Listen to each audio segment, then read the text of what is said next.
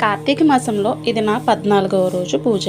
యథావిధిగానే రోజు చేసుకున్నట్టే చేసుకున్నాను గానీ, ఈరోజు బాగా తెల్లారిపోయిందనమాట. అంటే చుక్క అంతా వెళ్ళిపోయి ఆకాశం తెల్లగా వచ్చేసిన తర్వాతనే దీపం పెట్టుకున్నా. అంటే రోజు ఆరోగ్యం సహకరించాలని అయితే కనుక ఉండదు కదా. అలాంటప్పుడు హ్యాపీగా మీరు దీపం పెట్టుకోవాలన్న సంకల్పం ఉన్నది కాబట్టి చక్కగా అయితే కనుక పెట్టేసుకోండి. తులసమ్మ దగ్గర దీపం పెట్టుకొని ఇలాగ ఒత్తులను అయితే కనుక నీటిలో వదిలేసుకున్నాం. ఇలాగ తులసమ్మకు పూజించుకున్న తర్వాత మళ్ళీ దేవుడి మందిరంలోకి వచ్చి దీపం పెట్టుకున్నాం. మనం ఊరు వెళ్తున్నామని చెప్పు అలాగేలాగా మన ఇంట్లోనే పూజ చేసుకోవాలన్నది అయితే ఏం పెట్టుకోవద్దు. మన అత్త వాళ్ళ ఇంటికి వెళ్ళినప్పుడు, అమ్మ వాళ్ళ ఇంటికి వెళ్ళినప్పుడు, సమ్ ఎక్స్ప్రెషన్స్ ఎవరి ఇంటికి వెళ్ళినప్పుడైనా మనం దీపం పెట్టుకుంటా అంటే ఎవరు వద్దంటారు కదా. లేదు, వాళ్ళు దీపం పెట్టుకుంటే మీరు చక్కగా వెళ్ళి నమస్కారం అయినా కన్నా చేసుకోవచ్చు అనమాట.